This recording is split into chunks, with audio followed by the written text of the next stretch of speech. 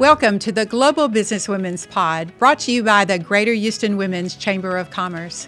I am Susan Dyson and proud to be the CEO, President, and founder of the Chamber. Please join us for this empowering podcast every Thursday at 6 p.m.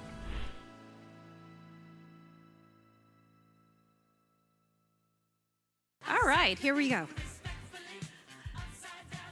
I want to start with a quote. As Jeff Bezos, founder of Amazon, famously said, "Your brand is what people say about you when you're not in the room. Your personal brand is the sum total of what you do, how you do it, why you do it, and it's something that you can't fake. It's authentic and deep-rooted." I really thought that was a great way to kickstart our conversation today about branding. And we have three amazing women who can really help us understand how they have personified a good way to brand themselves in our community. So would you all mind taking a minute to introduce yourselves individually? And we'll start with Lisa. Oh, here you go. I think this is working. Yes. Hi, everybody. I'm Lisa Holland Nelson. I am the Vice President and Chief Marketing Officer of Astounds. We're a digital marketing agency, and that's what I do in my real life. Also, mother and grandmother and semi-newlywed. I've been married 3 years, two-time board chair of the Greater Houston Women's Chamber of Commerce, and community activist, I would say, also. I'll share your mic with you, Lisa. I'm Nelda Luce Blair. I'm a local lawyer here in Montgomery County in the Woodlands. I've been a lawyer for more years than I'd like to count, a few decades. And as a lawyer, I counsel people in politics, in business growth in the area, Harris, Montgomery counties, and also in personal help for women, young women particularly, who are trying to do business in a man's world, which it still is in a lot of ways. I'm also on the Department of Public Safety Commission, appointed there by Governor Greg Abbott, and I run a couple of charities out of my office as well that we'll talk about some as we go along. Good to be here. Thank you. Rhonda? Hello, everyone. I'm Rhonda Arnold. I'm the Chief Community and Business Relations Officer for the Houston Airport System, the best airport system in the world, the first to receive 5-star in the North American continent, and we are very happy to be here today. I have been in the business of government relations, legal education for the past 20 years. It has been my honor to be of service to the community. It's part of my makeup. It's an innate ability. And I just wanted to read to you really quickly my elevator speech that I often give. Okay, it was here. There it is. Ready? I am a passionate, intelligent child of God who loves the community as a key influencer and a relevant connector. I have 2 degrees, Bachelor of Arts in Political Science, as well as a Juris Doctorate. I am a trained professional, a Philadelphia lawyer. I love people, I love God, and there's nothing you can do about it.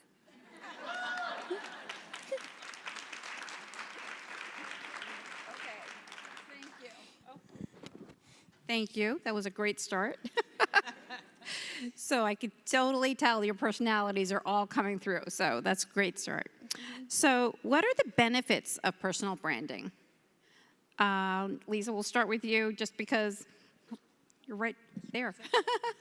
The script says the benefit of personal branding. Well, I think that there are a lot of benefits to it, and I think it takes a lot of forms.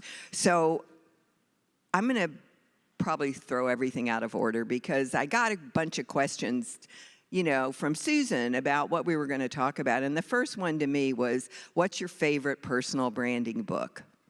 And I answered her, I haven't written it yet.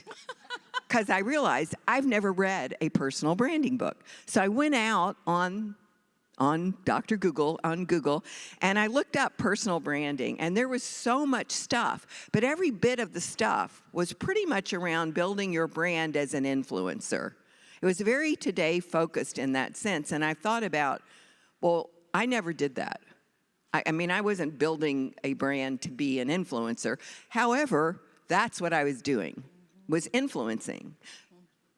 A few years ago, maybe 40, when I started my career, the whole point of being successful, or the whole way to get successful back then, was to influence people. And my whole career has been about getting people what they want, whether it was in fashion or technology, and influencing them to get it there, buy it, use it, put it in their closet, whatever it was. And I think the secret of all of it was being incredibly generous. I think when I could do things for people, that was great, but when I couldn't, I could do favors for them. And I think building your personal brand, that builds your brand, but I think it also expands your brand. So building this person that people look at and know what you stand for, and it doesn't matter what you're selling, you're pretty much always the same person. For me, what really made a difference was getting you what you wanted. So, hope I answered. Yeah, being authentic. Yes, very Thank much. you. Nelda? Well, I'll just say, Lisa Holland Nelson is the queen of why you need to have a brand. I mean, she knows that in order to do whatever each one of you do, in order to do your business, in order to be successful, in order to be remembered, in order for people to come back to you for the product, the service, whatever you're trying to sell or to influence or to promote, you have to have a brand. You have to be memorable. You have to have people think of you when they think of that thing that you want them to buy or use or remember. And I think your business is exactly what does that, it develops brands. And so, yeah, I think that's kind of intuitive. It's important to have a brand so that people remember what you stand for, no matter what part of your life that's in. Thank you very much. Rhonda? Well, I think it's important to have a brand. You have two brands. You have a personal brand. That's the brand that is authentically you. And having a good brand builds credibility. There is not, oftentimes in the business that I'm in, which is the community, you have to have touch points.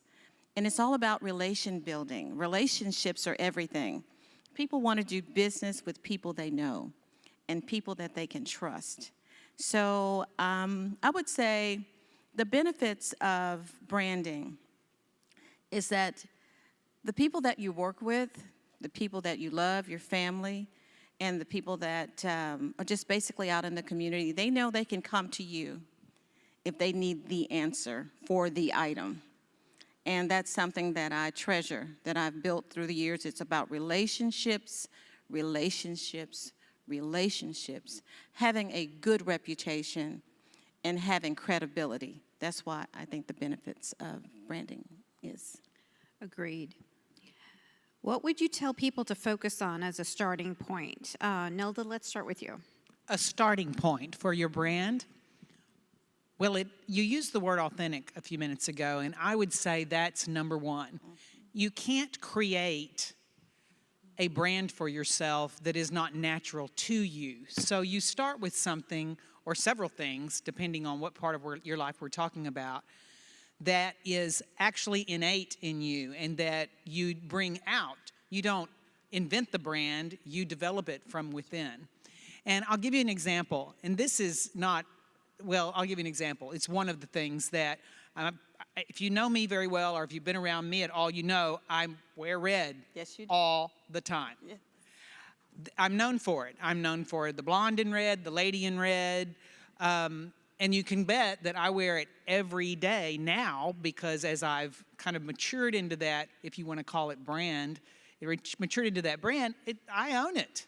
I absolutely own it. But I'll tell you, there are people that think that I started wearing red when I became a big sports fan, and there was the Texans and there was the Rockets, and they all had red, and orange Astros is kind of a derivative of red, at least in my book. There are people that think I, at one time, was the board chairman for the University of Houston Regents. They're red, and I wore red all the time. But let me tell you something. My mother, who's gone now, but she pulled out a picture for me about 6 years ago. It's a little Polaroid. And it's of a little girl who's 6 years old. It's me. I'm 6 years old, standing on a stage wearing a red cowboy hat, a red fringed cowboy skirt, white boots, and holding a microphone. I have changed very little. I've just developed the brand. It's evolved. That's awesome. Lisa? I love that, and I'm going to say the same thing. You know, like since birth almost. I mean, my mother said I came out of the womb tap dancing and arranging flowers. And those are like two of my favorite things to do. Part of building a brand, and the most important thing for me, because I think that I started building it as a business person. I didn't really think about anything like that until I really got my big break in the late 70s in the fashion business. And I had what you now probably call an ally, but a sponsor, who gave me this incredible advice. And I think it is probably a core piece of my brand. And that was to learn to listen. It's probably the most important thing I do. And he said to me, I want you to go. I'd gotten this big promotion. I was going to run a meeting. I was terrified. And he said, I want you to go in there and I want you to listen. And he gives me a look and he says, and I don't mean keep your mouth shut till they shut up so you can talk. I mean pay attention and really listen. He said, if you don't say a word, they're all going to tell you what a great meeting you had. I mean, that's going to happen. And seriously, it worked that day and it's worked ever since. So I think that a big piece, like you said, what's so natural to you? I think I've been listening all my life. I've been listening so I could forecast a trend. I've been listening so I could help somebody. I've always been listening. And I know I'm a good listener because so many people talk to me all day long, which is great for me. So I think that tenet for me is probably a big piece, like the specific thing that I do. It's really good. Rhonda? Well, I just want to tag team on that because one of the points that I wrote down was also to listen. Listen and be yourself. And I grew up in an unusual time. My parents were very active in civil rights, and my daddy was an elder at the church. So I watched my parents listen to others because whenever they had a problem, they knew they could call our home, get a good cup of coffee, a good bowl of soup, and we would listen. And also, be authentic. We've said that a lot, but be yourself. And a smile goes a long way. Sometimes you don't understand what's going on. If you could just take a moment and listen, be authentic, and find a way to help somebody else, that's good for your brand. Agreed. What do you focus on for the development of your own personal brand? Why don't we go back to you since you're right here? I focus on progression. I'm a person, I'm a more seasoned woman now. Don't tell anybody. Pond's cold. I'm more seasoned. Pond's cold cream. Pond's. But as time goes on, I try to be progressive. I look at new technology. I'm working on French. I speak Spanish. I understand that if I can speak Spanish, I can speak Italian. I do speak a little Portuguese. I think it's important to always continue to learn because your brand can get stale if you don't keep up. So I think it's very important to continue to learn, and I try to progress. I'm not good with all of the social media. I'm a kind of a private or particular person. I'm not stuck up, I'm just particular. And I think it's good to be progressive and to continue to learn. That's a good one. Lisa? What do I focus on building my brand? Actually, I do have 2 or 3 things that I think about all the time. The first is listening. I'm absolutely intent on that. The second is understanding something, and this may not make everybody happy, but presentation is 9/10 of the law. If people won't look at you, they're not going to listen to you. They're not going to work with you. They're not going to do any of that.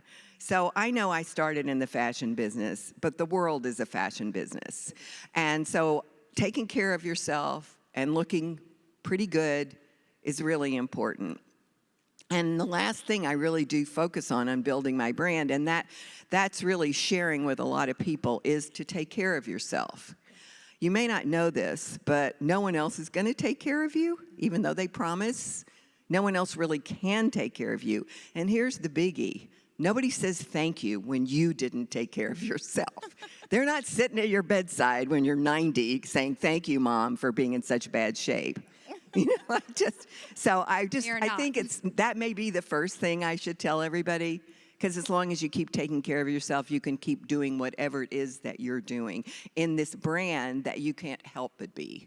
Back to what you said, authenticity, or, you know, it comes from being a kid. We were doing this as kids. We just got lucky and grew up and got to do stuff we loved and, you know, share it and keep figuring out how to keep on keeping on. Yeah. Nelda? No, I loved it. It was great. You made me laugh. So I'm going to say something that everyone in the audience that's female is going to be a little uncomfortable with, because it's hard for us to be self-promoters. Yes, true. Yeah, because we weren't. I mean, I'm a fifth-generation Texan. I can assure you no one ever said it was ladylike to promote yourself. And ladylike was very important in my family. But it is important that you self-promote. And it may not be that you're, you know, buying your own billboard. That may not be comfortable for you, but social media, especially for the younger crowd, is a wonderful way to self-promote. There is nothing wrong with an Instagram account that shows off what your brand that you're working on or that you have grown up with is and what people can come to you for. And you know, it may not just be a red dress. I mean, there's a lot more depth to brand than that. But as Lisa says, there is a thing to being noticed or being visually noticed first. Sometimes that's the first thing. It's kind of like love at first sight. That's not, you know, there is such a thing of people being attracted because they noticed you in the first place. But self-promote your brand in whatever way makes you feel most comfortable. If it's social media, fine. If it's going to events like this and making the crowd and meeting people, that's a wonderful way to promote your brand. And again, your brand is beyond just what you're wearing or what you look like. I mean, I'll give you an example. One of my innate God-given talents is a connection with animals. I don't talk to them, they don't talk to me, don't get me wrong, but I have a connection that's a whole nother speech and a book I'm working on. But because of that, I help run the Humane Society of Montgomery County from my offices, and people know that in that echelon of my life, people know that about me. Other animal welfare groups that are in great need of a plane flight to take 50 dogs to the Northeast that have homes there. You know what I can do? I can raise money. That's one of the things I do. And they come to me and we'll make that plane flight happen.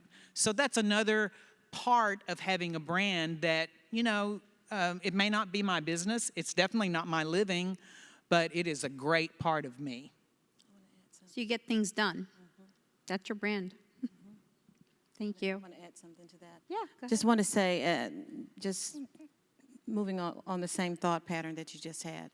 You know, oftentimes when people come to Houston and there's something that they need in the community, first and foremost as it relates to the airport system, but oftentimes I get calls from City Hall. Ma'am, such and such person told me to call you because I need to get in touch with schools.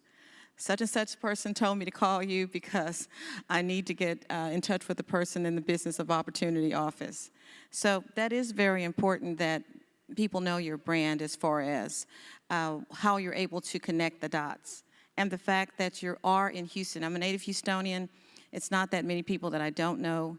I'm here to help, and it is important for women to express who you are. Be confident. It's okay. It doesn't take away from being a lady. Always try to be a lady or be a woman with confidence so that it's not abrasive. But it is important to somewhat toot your own horn, just a little bit. I love it. I love it. What people come to mind as examples of stellar personal branders? Who's first? Lisa? For me, the first person I thought of was Donna Kieran. I mean, she built her brand. She took no prisoners. She never made a pattern in her life. She draped everything she designed on a body, and she knew exactly who she was. And she was that person, from being an assistant to Anne Klein to getting her own label. And I think probably my hero in always being true to herself. She always looked like Donna Kieran, you know, until she kind of looked like Barbara Streisand, who looked like Donna Kieran, which is my other hero, so it's okay. You know, so that's the first person I thought of, but I also thought of Brene Brown. Oh, yeah. And I met Brene years ago. I was the chair of the advisory board for the Council on Alcohol and Drugs, Houston, and she was our medical advisor as a professor at U of H. Really nice gal. And one day she said to me, I'm practicing speaking in public. Can I speak to our advisory council? There were 50 of us. So we got together, and there ended up being 200 people there, and she videoed herself for the first time. And she was as fabulous as she is today. Yeah. It was an hour, not 20 minutes. But so she has been so true to herself and what she believed. And this literally was 17 years ago. Okay. So I would say those are and they're women. Isn't that interesting? Huh. Those are great picks. And I agree about Brene Brown. She's amazing. She's on that list, too. Yeah. I'm going to agree with that. And mine are women, too. I'm going to give you two, one that's famous and one that's not. The famous one is who I want to be someday when I grow up, and that's Cher. I'm working on it. I don't have the voice, same voice, but we do both have deep voices. Cher, the reason I say she's an amazing example of a brand is because of how her brand continually reinvents itself. I mean, she was basically a kid that was the straight man in a comedy show. And look where she is now. And if you've ever seen her perform, especially in the last few years, as she's gotten quite a bit older and less firm on her feet, she's still incredible. And the whole persona of her performance and how she stands on a stage and flies across a stage has completely changed to fit where she is in life. And by the way, who knew that in this place, in this room, who knows that Cher, as of this year, is the new face of the UGG shoe brand? Wow. What? Yes. Wow. Look it up. Everybody's Googling it right now. I guarantee you. And that woman, she looks amazing in those big old Uggs on her feet. So Cher, I think, is a great example of a continually developing brand even now. And the other one, who maybe a few of you in this room know, but not many, but I'll name one who does, was, again, I'll refer to my mother. My mother's name was Sue Luce, and she was one of the most successful real estate brokers in this county. Very, very successful for the 80s, 90s. She started work in the 70s. She was high school educated from Houston, and never went to college, but she got a real estate license. And my mother was a go-getter in times that women were not encouraged to be go-getters. And she built a real estate practice despite the fact that people would not loan her money. None of the banks would loan her money to start. But here's my point about the brand. My mother loved daisies from a very young age. And so when she had to pick a real estate sign, because they had to print some signs for Sue Luce Real Estate, nobody knew who Sue Luce was, so she put a big old daisy on it. And throughout the years, as her company grew and the logo would change and the signs would change, she always kept that big old daisy on it. Now, my mother has been gone for almost 4 years, and she's been retired before that for another 10. To this day, when I mention my mother's name somewhere in Montgomery County, especially someone that's been here a long time, they'll say, "Oh, I see her signs all the time with the daisy on it." There hadn't been a sign in the ground with the daisy on it for almost 20 years now, but they remembered that brand. That's great. And Cher is dating a man 40 years younger. Well, how about that? Yeah. Oh, and by the way, one of those people in the room that my mother influenced was Susan Dyson. Oh, nice. that's great. Well, I just want to say there are two people that come to mind. One has mentored me through the years, and that's Philomena Baird. I think she has a dynamic style and a dynamic brand. The moment she walks in the room, you can see her. She'll come up to me, and there's my girl. You know, she's watching what I have on. She's always been a mentor of mine. And if she does an event, you know it from the time you walk through the door. The other person, of course, other than my mother, would be Michelle Obama. Michelle Obama, when she first came out, we did a reception for her in Houston, and she was just a plain girl from Chicago, south side of Chicago. But they worked with her, and now she is more than becoming. She is a beautiful lady for everyone to look up to. So those are the two that I would mention, other than Brene Brown. Yeah, great choices. So, I like Cher and Michelle. yeah. And both of your mothers. So, what books or resources on personal branding would you recommend? And I know you guys are all writing books about it, but until that time, do you have any choice? I'm going to give the two that there's a book that I saw, Designing Brand Identity, and it had a lot of little tidbits that you may need in order to develop what your brand is and how to develop who you are and be authentic. And the other one, it's not really a brand, but it's also our girl, Brene. And I have read it's called Daring Gently. Yeah. So if you get an opportunity to read that, that will tell you that, I know somebody mentioned something about failure. You can fail forward, and failing is not fatal. Sometimes you can learn when you fail. So I think if you get an opportunity to read that book, it'll help you overall as a human being, certainly as a woman, and certainly in business. Great. Lisa? Well, not only can you fail forward, you can fail up if you're a man. You know that? I mean, like, just, I couldn't help myself. As I said before, I do not have a book. What I would suggest, if you want a book, is that you go to Google, and on the first page of Google, there are lists. You know, when you ask a question, you get, do you want to know more, and all those little drop downs. There are 6 P's, 7 S's, 5 L. It's amazing. And I'm sure that there is a book that really, or you don't have to read the book, you can just read all the help tips that they have right there. So that's probably what I would recommend. Nelda? All right, well, I don't disagree with Google. I'm a Dr. Google all the time. But let me go to other resources, other women. Yes. That is your resource. That's good. Find yourself a mentor. Ask people that you work with. Places like this is a perfect way to learn what your brand should be, to learn what people like about you. Ask your best friend. My best friend since 8th grade will tell me in a heartbeat what I should not be doing. Mm-hmm. And she's always right. Mm-hmm. In addition, be a mentor to others as well, and that will help you develop your own brand. I totally agree about using the people in your circle for not validation, but confirmation about the message you're sending out, because you want to know that people are receiving the message that you're sending and that it's not getting clouded in a way that's just misconstrued or ingenuine. And so our closest friends can be our advocates for sure. Thank you so much for joining us. We will see you again next Thursday at 6 p.m.